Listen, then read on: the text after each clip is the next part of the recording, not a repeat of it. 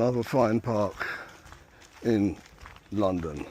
This is North London, Hampstead Heath, Kenwood House. It's a very large park, fabulous. There's a little group of people having a picnic there. It's perfect for picnics. Do not bring barbecues here. Look at this magnificent Kenwood House. We should go and have a little walk inside, it's free.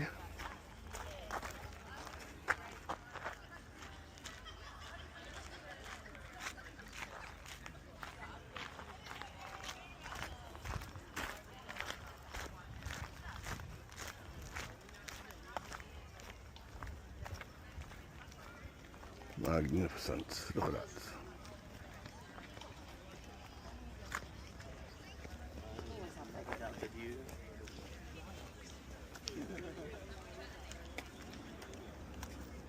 May peace prevail on earth. Don't want the cafe.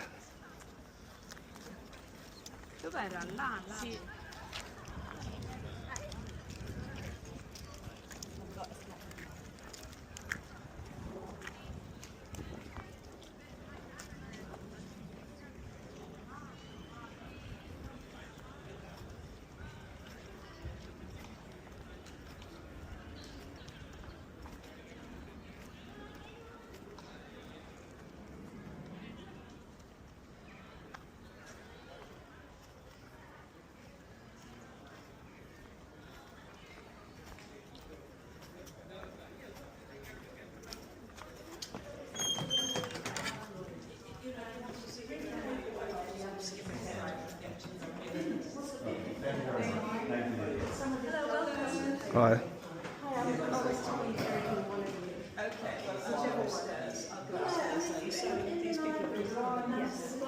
Hi. Is this the start? Thank you. Hi.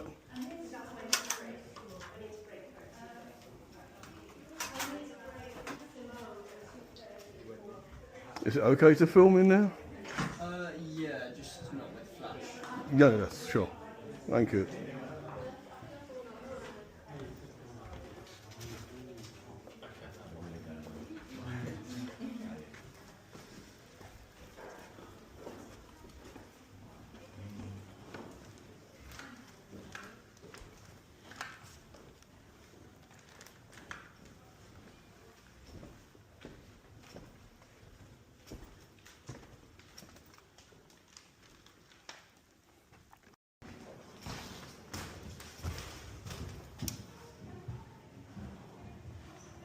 Rolling hills.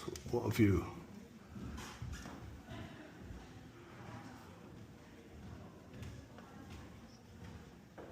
Free, eh? Beautiful. Lots of people come here, have a picnic, and it's all free. What a view. Wonderful.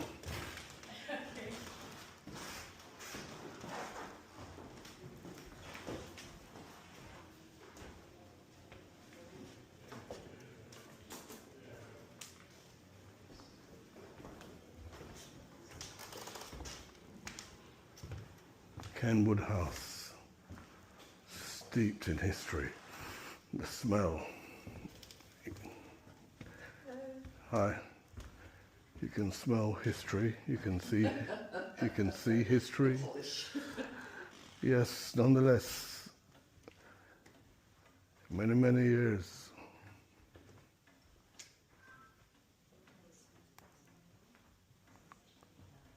Fantastic.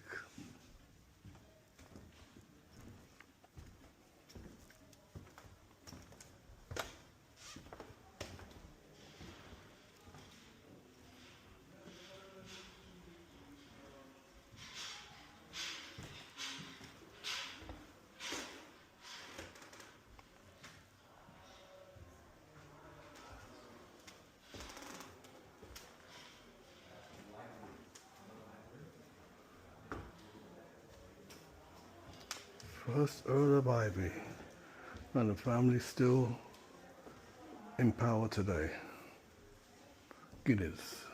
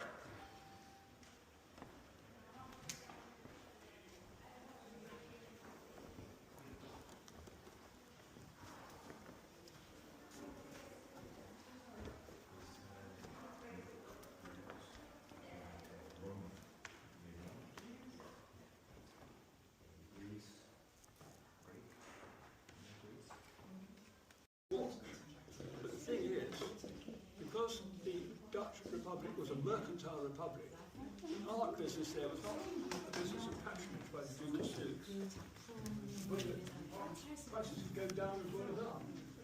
And also, Rembrandt's style, which is very in your face, very aggressive in lots of ways, is going Is that the Rembrandt?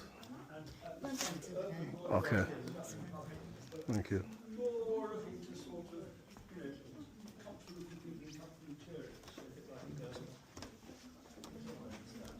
So he's out of fashion. So, like that line in Sons of Blue, what happened to the pictures got small. And 4 years later, after this, he started work on this board, and he revisited it in the tower. Priceless. And 13 years after that, whoever was paying for it, stopped paying for it,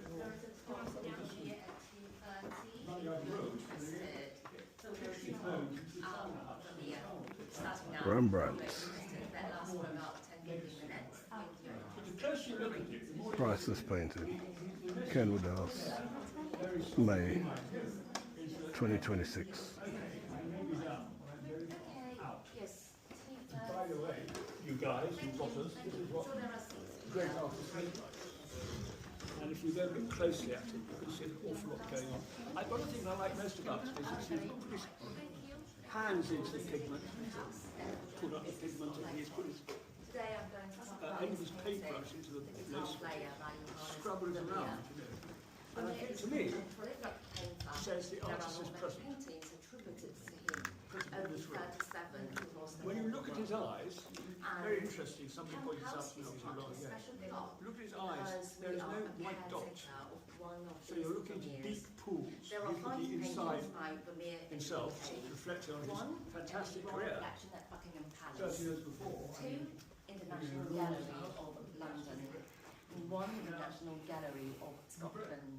If you want to get a glimpse of a Vermeer's in these places, you may need to elbow your way to the front of a crowd or wait in a long queue for your turn to come. However, at Kenwood, thanks to the generosity of Lord Ivy, we have this beautiful painting hanging on the wall of the dining room here as part of the Ivy quest, where you can spend a quiet afternoon and have an intimate moment with this painting, perhaps after this talk. Vermeer is one of the 17th century great Dutch masters, alongside other very famous Frans Hals over there and Peter de Hoek. Vermeer lived from 1632 to 1675. The 17th century, and in particular the early 17th century, was an important period for Dutch artists, because it is during this period that Dutch trade, science and art flourished. It is also sometimes called the Dutch Golden Age of art. Vermeer was born and grew up in the city of Delft in the Netherlands. Delft was a small but thriving industrial town to the southwest of Amsterdam, the capital. Although there is no definitive record whether Vermeer received any artistic training, he's accepted as a guild member of St. Luke, and St. Luke was a guild for artists and artisans, so he's likely received some artistic training. Vermeer's paintings typically feature young women engaged in domestic life. He likes to capture them in the very quiet and serene moments. Vermeer is also a master of depicting light. He pays meticulous attention to how light plays upon the skin, fabric, and precious stones. With this very skillful use of this technique, he gives a lot more depth and dimension to his paintings. Now, let's take a closer look at this painting. Guitar Play is a fine example of Vermeer as a matured artist, both in terms of his motif and technique. The Guitar Play was completed between 1670 and 1673, so it was completed in Vermeer's final years. Vermeer's painting is typically small and this one is no exception, measuring only 46.3 centimeters by 53 centimeters. It is an oil painting on canvas. In this painting depicts a young woman playing guitar on her own in a room, presumably inside her own home. This woman is sitting to the left of the painting and not in the center. That is not conventional. She is sitting so far to the left that even part of her forearm and elbow are cropped off. But we don't see it as disorientating because Vermeer skillfully aligns the tree in the framed picture and the head and body, as well as the sound hole in the center of the guitar. So there is still a vertical axis. Well, she's sitting to the left. She is actually also sitting very close to us, the viewers. So she is sitting with one leg extended and one bent. Look at her bent knee. It's almost sticking out of the painting. So you can see that actually she is sitting at some distance away from the wall and much closer to us, the viewers. She's playing guitar at the time, but she may have been momentarily interrupted by someone outside the painting, as you can see her eyes gazing to her right. It's such a fleeting moment that even the strings on the guitars are still vibrating with sound. We don't quite know who that intruder is, whether it's someone that she knows or it is a total stranger.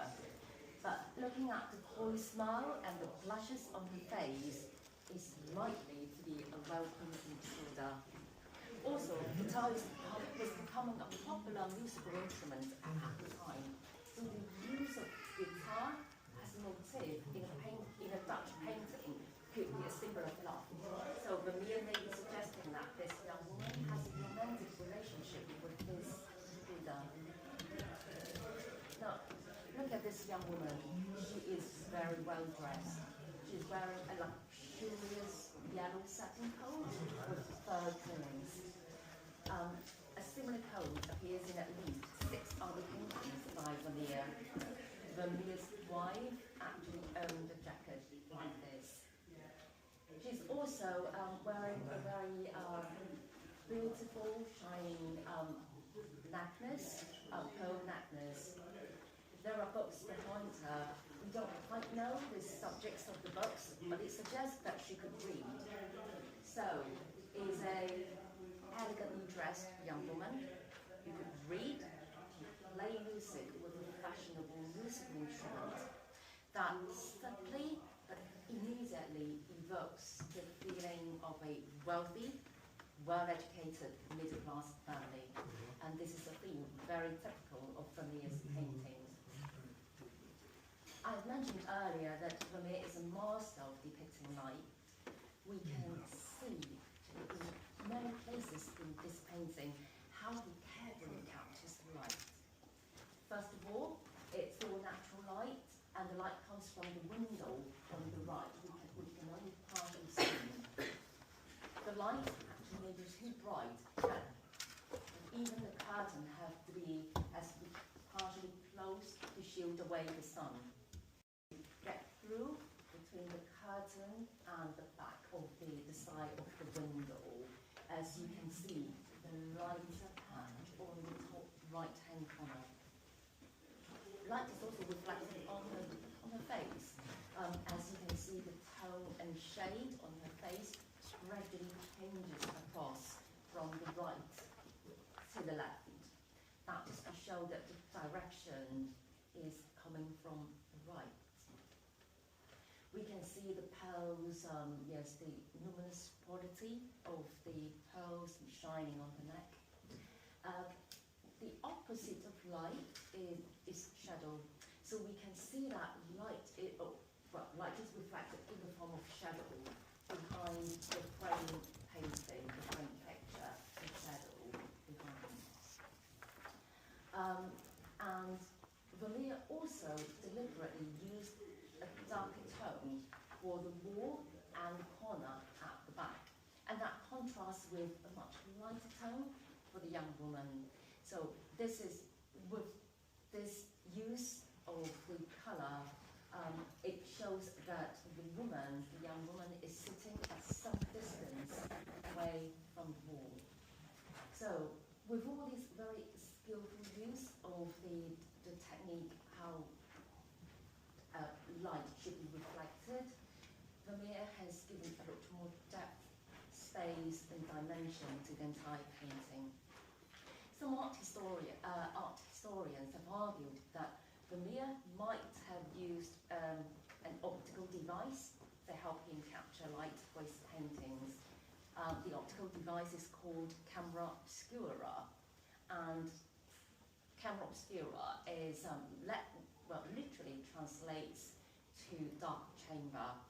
So and camera obscura is the predecessor to modern day camera, but without the film. So yes, there is an illustration here. So with the use of the camera obscura, so the optical images can be captured, say the paintings over there, can be captured through the device here, and then reflected to the back wall of Vermeer's studio, and he could paint according to the reflected images. Some have argued that it is really because of this very skillful use of this device that has allowed Vermeer to create these very realistic paintings, which are almost like colour photographs. Whether Vermeer has actually used a camera obscura painting. Some have also suggested that the guitar player represents the arts, so the art of music, the guitar, the art of literature, the books, and the art of painting, the framed landscape picture. As a final note, I would only add that the entire setting of the painting, a young woman playing guitar on a quiet afternoon, the use of muted colours throughout the painting, and a green landscape picture inside the painting is all very calming and serene, and is in complete harmony of Hampstead Heath and Kenwood House. With that, I'll leave you to have your own private moments with this painting. Thank you. Thank you.